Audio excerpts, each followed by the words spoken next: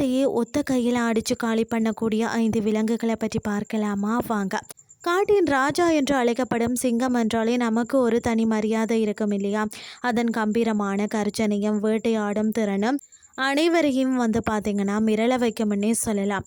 ஆனால் காட்டில் சிங்கத்தை விட அதிக பலம் கொண்ட சில உயிரினங்களும் வாழ்கிறது என்பது தான் நிதர்சனமான உண்மை. அவற்றை பார்த்தால் சிங்கம் கூட சற்று தள்ளித்தான் போகும். சிங்கங்கள் கூட்டமாக சென்று வேட்டையாடுவதில் மிகவும் வல்லமை பெற்றவை.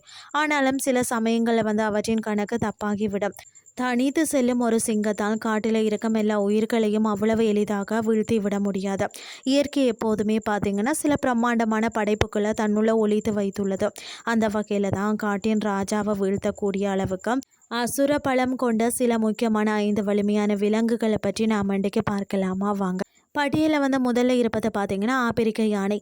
நிலத்தில் வாழும் விலங்குகளையே மிகவும் பிரம்மாண்டமான உடலமைப்பை கொண்டவை இவை தான்.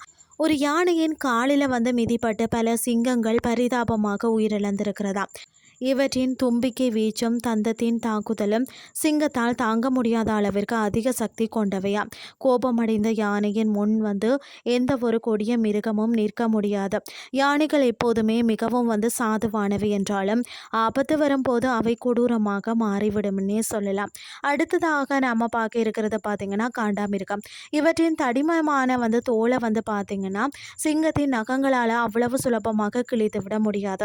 மணிக்கு சுமார் 50 கிலோமீட்டர் வேகத்தில் ஓடி முட்டும் காண்டாமிருகத்தின் கொம்பு பார்த்திங்கன்னா சிங்கத்தின் உடலை எளிதாக துளைத்து விடும் அபாயம் கொண்டது. இதனால் சிங்கங்கள் காண்டாமிருகத்தை வேட்டையாட நினைப்பதை பெரும்பாலும் தவிர்த்து விடுவதை ஒரு வழக்கமாக கொண்டிருக்கிறதா.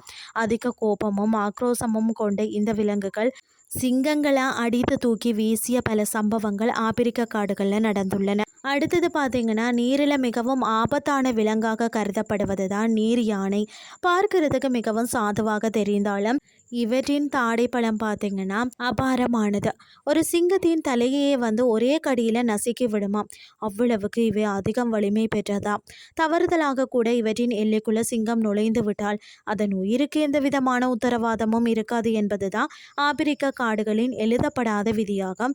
இதனால் நீர்நிலைக்கு அருகிலே செல்லக்கூடிய சிங்கங்கள் எப்போதுமே ஒருவித அச்சத்துடனே இருக்குமா. நதிகளில் மறைந்திருக்கக்கூடிய அதாவது மிகப்பெரிய ஆபத்து பார்த்திங்கன்னா நைல் முதலை. இவை நன்னீரில் இருக்கும்போது சிங்கத்தால் ஒன்றும் செய்ய முடியாத தண்ணீர் குடிக்க வரும் சிங்கங்களை மின்னல் வேகத்தில் கவ்வி இழுத்து செல்லும் ஆற்றல் இவற்றுக்கு இருக்கிறதா.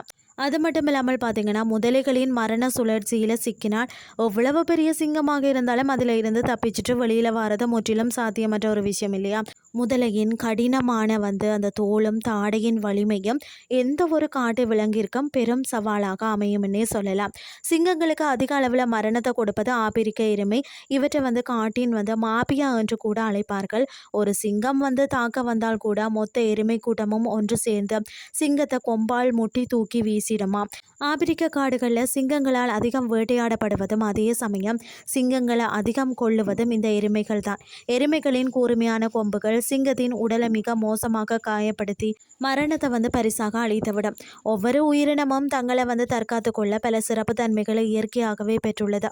சிங்கத்தின் கர்ஜனை எவ்வளவு வலிமையானதோ அதே அளவுக்கு மற்ற விலங்குகளின் தற்காப்பு திறனும் அதீத பலம் வாய்ந்ததுன்னே சொல்லலாம். உணவு சங்கிலியில் நடக்கும் இந்த போராட்டங்கள் பார்த்திங்கன்னா காட்டின் சமநிலையை பாதுகாப்பதில் மிக முக்கிய பங்கு வகிக்கிறது. மனிதர்களாகிய நாமும் இயற்கையின் இந்த விந்தைகளை ரசித்து பார்க்க வேண்டும்னு தான் சொல்லணும். இன்றைய கிறிஸ்டி உங்களுக்கு பிரயோசனமாக அமைஞ்சிருக்கும்னு சொல்லி நான் நம்புகிறேன். இதே மாதிரி மற்றும் ஒரு கிறிஸ்டின் வேலைக்கு உங்களை சந்திக்கிறேன். நன்றி.